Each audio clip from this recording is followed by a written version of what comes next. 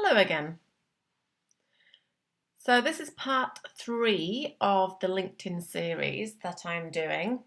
During the second series, we went through the profile and we talked about the top half section of the profile page, identifying some of the key things that you need to look at doing to make sure that your profile is up there and for it to be easily searched.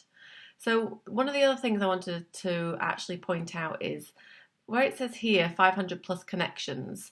So this is the connections section. And one of the things you'll probably notice when you go and check out your competition's connections is that you could probably, most likely, access their connections. So one of the things that you need to do is actually privatize your connections. So what I suggest you do is you go to the little picture on the top right hand side and you scroll down where it says privacy and settings.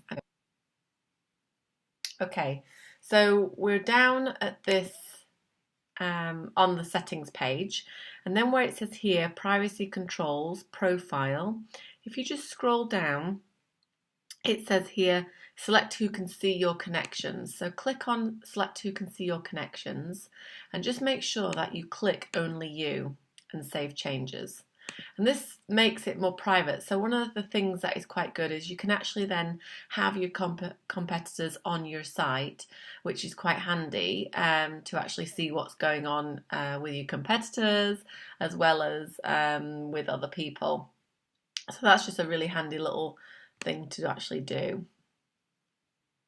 So just scrolling down now is you'll notice that LinkedIn keep putting different things on here for you to update your profile. And this little indicator on the right hand side where it says profile strength actually tells you how strong your profile actually is. And mine's currently at all-star, as they say on here. A little snippet on the right hand side says who's viewed your profile and how you've ranked in the past 30 days. So you can actually improve that ranking.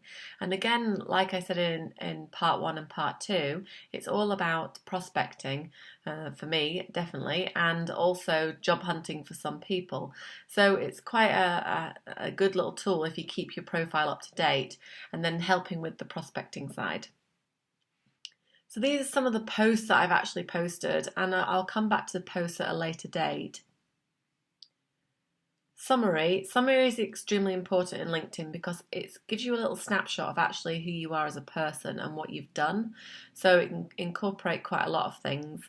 I suggest that you have it keyword rich and not too long where it gets too boring.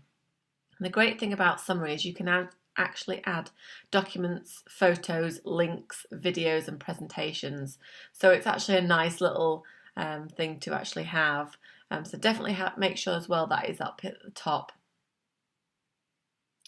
Experience, again, same thing. It goes through the experience of you as a person. Recommendations.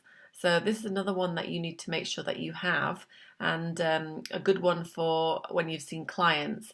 If I just scroll back up to the top and look at the upside down triangle, the great thing here is you can ask to be recommended.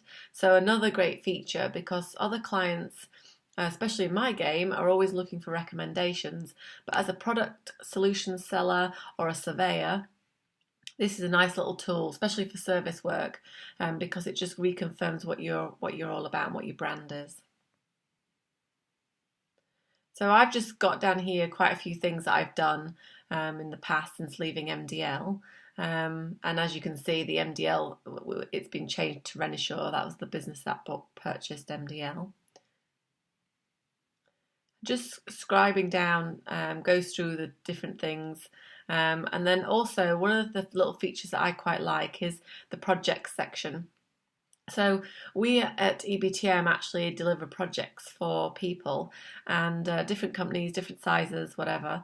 And there can be things from helping with specific projects like product launches like we did with laser technology, right through to channel partner stuff and other things, social media projects. And they're quite nice just to give snippets and also add on the people that you're working with. So it's also a very good tool to have. Things that you volunteered for, and also the skills endorsement section. Now this is going to be an interesting one because LinkedIn wanted to do something with the skills and endorsements. It's a quick reference to actually see how people perceive you as a person. So I actually rank quite high in business development and business strategy, probably because of my overall experience with business in general. However, the marketing subject is my passion, but also a key part of good business development. So it's quite a nice little tool, but I'll keep my eyes on what's coming out in social media and keep you posted. Again, the other basic things like education and what you've done with education wise and degrees, that sort of thing. I've courses that I've attended, additional information, and the recommendations are at the bottom here, so you can actually see who's recommended me, and then groups and people that influence me.